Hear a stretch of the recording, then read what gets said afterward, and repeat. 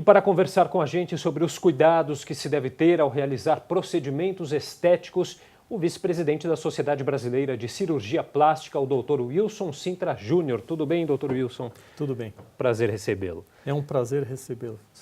Doutor, vamos lá então. A gente tem visto aí muitos casos trágicos de pessoas que se submetem aí a tratamentos estéticos com médicos não tão preparados, muitas vezes, às vezes nem são médicos na verdade. Quer dizer, a gente percebe aí uma lacuna nessa questão da fiscalização, é isso mesmo? Falta uma fiscalização efetiva a esses casos? Os locais onde você tem habilitação para procedimentos médicos ou procedimentos de saúde, normalmente eles são locais que são habilitados pela vigilância sanitária. Quer dizer, esse é o órgão que libera um estabelecimento para a realização de procedimentos cirúrgicos ou clínicos, odontológicos. Na verdade, a fiscalização acho sim que é falha. Eu acho que os estabelecimentos talvez eles devessem ser com mais frequência fiscalizados. Uhum. A gente viu aí, teve o mais recente, esse episódio aí do Dr. Bumbum, que é muito famoso na internet, tem mais de 500 mil de seguidores. Quer dizer, o quanto essa questão da internet acaba influenciando essas pessoas procurarem esses médicos sem um conhecimento prévio, mas ali pelaquela ilusão da internet, das redes sociais, quanto isso acaba sendo perigoso? Inclusive, isso é legal, essa exposição que os médicos fazem na internet? Bom, nós vivemos uma época de mídias sociais. Então, a primeira coisa que eu acho importante quando se trata de saúde, tomar cuidado com as informações passadas.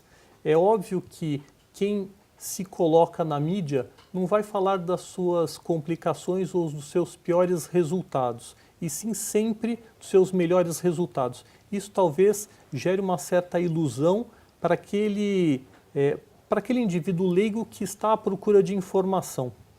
Então eu acho que a primeira coisa é tomar cuidado com o que se vê na mídia social. Uhum. Eu acho que tem várias coisas que a gente pode levar em consideração, mas quando você vai procurar um profissional, esse profissional ele tem que ser um profissional muito bem qualificado e habilitado para fazer aquele procedimento. E como que as pessoas acham essas informações, né? Acho que é aí que está a questão. Eu acho que é essa a questão. O Conselho Federal de Medicina ele tem um órgão chamado CODAME e que regula o que pode e o que não pode ser veiculado em mídia leiga. Então, por exemplo, um exemplo que é básico, o médico não pode apresentar, no caso do cirurgião plástico, fotografias de pré e pós-operatório, que é uma coisa que a gente vê bastante, né? Que é muito frequente. Isso é completamente proibido pelo Conselho Federal de Medicina.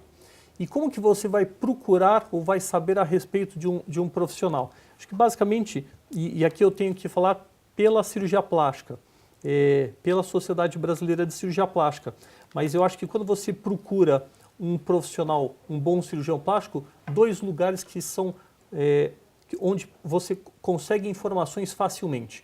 Um é no próprio CREMESP, aqui em São Paulo, ou no seu Conselho Regional de Medicina do Estado, onde você, com o nome e o Estado, você consegue informações sobre aquele médico, aquele profissional, qual que é o número do seu CRM, onde que ele está habilitado e em qual especialidade. Que é o Conselho Regional de Medicina, Conselho Regional de Medicina. Uhum. E o outro lugar, no caso do cirurgião plástico, é no site da Sociedade Brasileira de Cirurgia Plástica, onde nós temos 6.400 cirurgiões plásticos que são vinculados à Sociedade Brasileira de Cirurgia Plástica e que você consegue consultar no site. Qual que é o site, doutor? É cirurgiaplástica.org.br. Doutor, a gente viu aí em alguns casos denunciados que as cirurgias eram feitas aí em locais inapropriados, como até em apartamentos, né? Quer dizer, esses procedimentos devem ser realizados em hospitais, com todo o aparato técnico aí, até para o caso de uma emergência, uma UTI, é isso?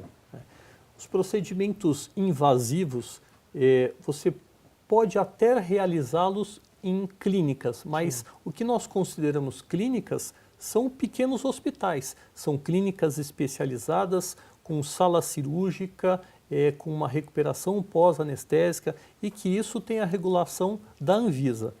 Mas, sem dúvida, o que é melhor e que você fica mais coberto das intercorrências é você realizar em hospitais.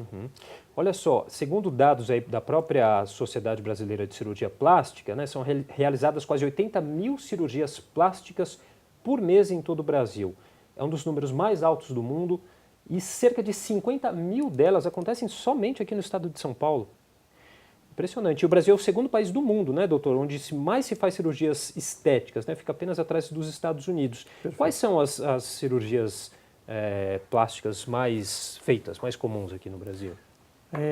Hoje as cirurgias plásticas estéticas mais realizadas são lipoaspiração e prótese mamária. Essas são as cirurgias plásticas estéticas mais realizadas. Mas a cirurgia plástica é uma especialidade extremamente ampla, por mais que ela seja conhecida mais pela parte estética, a parte estética é uma parte dentro da cirurgia plástica. Nós temos a parte reconstrutiva, nós temos os pequenos procedimentos ou procedimentos minimamente invasivos. Agora, eu acho que é importante a gente saber como que o cidadão pode denunciar em um caso de um médico irregular ou em alguma intercorrência. Tem esse caminho? Conselho Regional de Medicina é o melhor lugar para você denunciar um médico ou por você ter sido maltratada ou se você tem alguma dúvida com relação a ele. É sempre pelo Conselho Regional de Medicina. E o Conselho Regional, ele instaura um inquérito a respeito deste médico e vai investigar.